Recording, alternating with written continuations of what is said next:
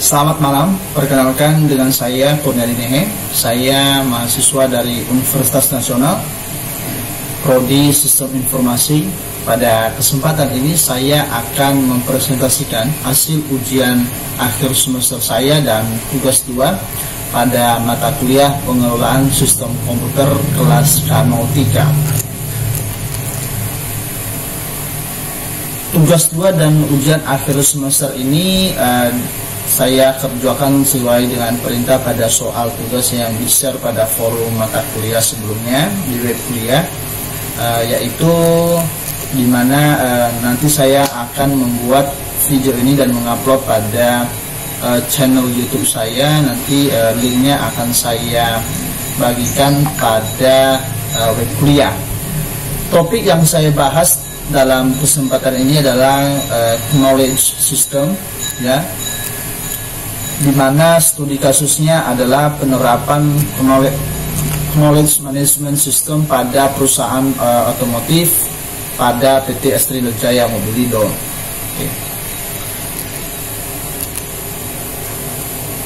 PT Astrindo Jaya Mobilindo ini sebuah perusahaan yang bergerak di bidang otomotif, khususnya penjualan dan servis mobil yang memiliki banyak cabang ya di Indonesia, sehingga dengan banyaknya cabang tentu memiliki masalah yang berbeda-beda.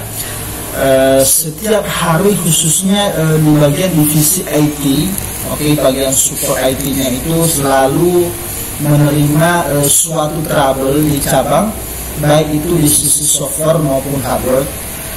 Setiap penanganan masalah ini selalu membutuhkan waktu yang sangat cukup lama, dan penanganannya karena ini tidak ada dokumentasian atau aplikasi yang mampu menampung solusi dari masalah yang ada. Sehingga di sini dibuat suatu sistem, ya, sistem dalam melakukan penerapan knowledge management, di mana tahapnya adalah analisis sistem proses terlebih dahulu, di mana analisis sistem ini nanti mendeskripsikan apa yang harus dilakukan oleh sistem untuk memenuhi kebutuhan informasi pengguna. Analisis sistem ini akan menjawab pertanyaan apa yang akan dikerjakan oleh sistem, siapa yang akan menggunakan sistem, dan di mana serta kapan sistem tersebut akan digunakan. Kegiatan analisis sistem yang berjalan dilakukan dengan pendekatan analisis berorientasi objek. Untuk sistem yang dirancang, maksudnya untuk menitik beratkan kepada fungsionalitas sistem yang berjalan. Dalam hal ini juga menggunakan pendekatan metode top-down dalam menganalisa kebutuhan pengguna dalam pembuatan sistem. Selanjutnya nanti hasil analisis akan divisualisasi dan didokumentasikan dengan Unified Modeling Image atau UML melalui use case diagram, activity diagram, dan sequence diagram. Dengan pertimbangan diagram tersebut dianggap mewakili secara keseluruhan sistem yang berjalan yang dapat dimengerti oleh pengguna. Analisis sistem proses. Analisis sistem masuk pada perancangan database, ya. Perancangan database-nya ini yaitu perancangan data yang terhubung dan disimpan secara bersama-sama, dan untuk menggambarkan menggunakan diagram relasi. Nah, konstruksi database-nya adalah database knowledge management system ini dibangun menggunakan SQL Server 2008. Database untuk menyimpan data yang dimasukkan oleh aplikasi. Sedangkan SQL Server Management Studio nanti merupakan aplikasi visual yang dipergunakan untuk mempermudah dalam mengelola basis data dan berbasis desktop.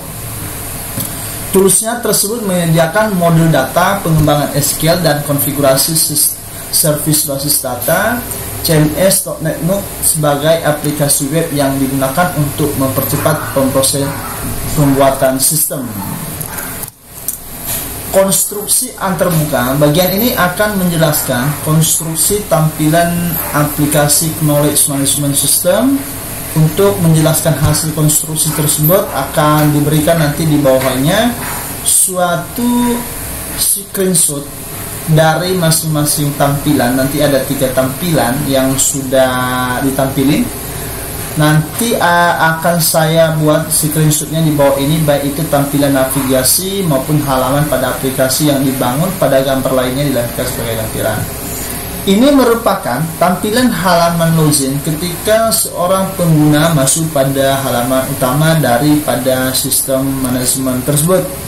Nah, kemudian nanti di sini seorang pengguna atau admin akan menginput username dan passwordnya sehingga nanti masuk pada login. Ketika nanti user dan password yang digunakan benar, maka loginnya akan berhasil. Kemudian nanti masuk pada tampilan halaman home, di mana di sini akan kita lihat suatu profile secara singkat dari Astrindo ini dan beberapa informasi yang bisa digunakan sebagai penunda keputusan pada sistem knowledge system. Kemudian ini adalah tampilan halaman chat. Tampilan halaman chat ini bersifat internal, di mana ini akan dihubungkan beberapa klien ya yang bisa menyampaikan suatu beberapa saran ya atau sesuai dengan kebutuhan yang diinginkan dalam suatu perusahaan tersebut. Nah, sehingga nanti pada pihak stakeholder tertentu akan memudahkan dalam mengambil suatu informasi untuk menunjang dalam mendukung suatu keputusan. Pengujian sistem ya, lingkungan pengujian memberikan gambaran tentang spesifikasi hardware, software, dan jaringan yang digunakan oleh pengguna dalam proses pengujian sistem, baik pengujian validasi maupun pengujian kualitas. Spesifikasi tersebut diperoleh dalam proses observasi berdasarkan aspek sistem. Nah, berikut ada beberapa ringkasan sistem spesifik, perangkat keras, dan perangkat lunak serta jaringan yang digunakan untuk proses pengujian. Di sini ada hardware yang digunakan itu yang bisa mensupport suatu knowledge system ini ya, yaitu PC servernya dengan prosesor Core i3 1,5 GHz, RAM-nya 8 GB. Kemudian ada wireless routernya 150 Mbps. Ketiga ada ponsel Android minimum sistem OS ya, prasistem Android 2.3 Gingerbread. Kemudian adalah software hardware, ada softwarenya. PC server di kantor PT ini masih menggunakan sistem operasi Windows dan aplikasi web browser dalam pengembangan suatu sistem.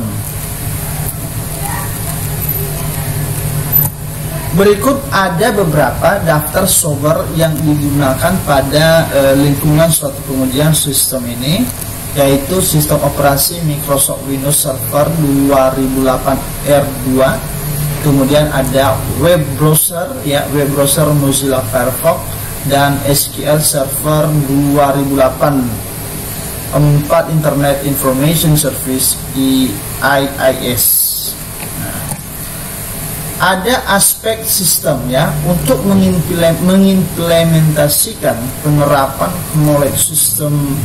knowledge management system ini perlu dilakukan peningkatan spesifikasi hardware yang digunakan sebagai server aplikasi dipasang di server lokal atau intranet PT Astrindo Jaya Molindo.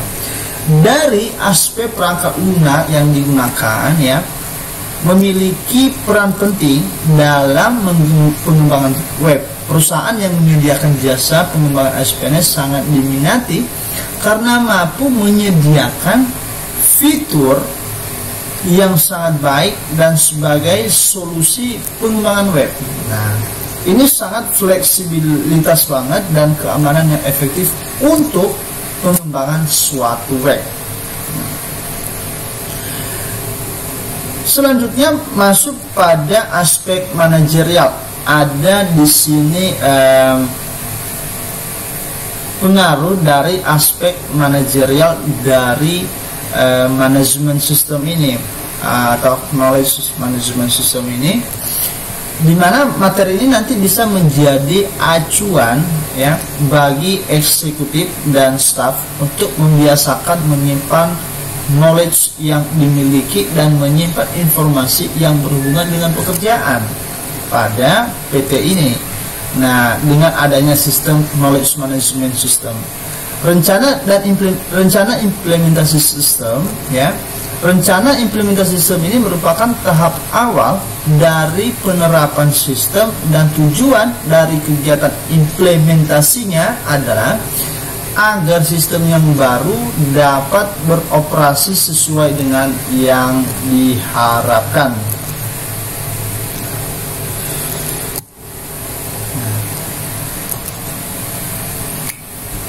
Berikut yang bisa saya presentasikan mengenai tugas 2 dan ujian akhir semester saya pada semester ini. Semoga materi ini dapat membantu kita juga untuk lebih menambah pengetahuan tentang knowledge management system. Nah, dan semoga kita di masih suasana pandemi seperti ini kita sehat selalu, agar kita lebih semangat lagi untuk selalu belajar. Akhir kata saya ucapkan terima kasih, mohon maaf bila ada kata yang kurang berkenan. Selamat malam.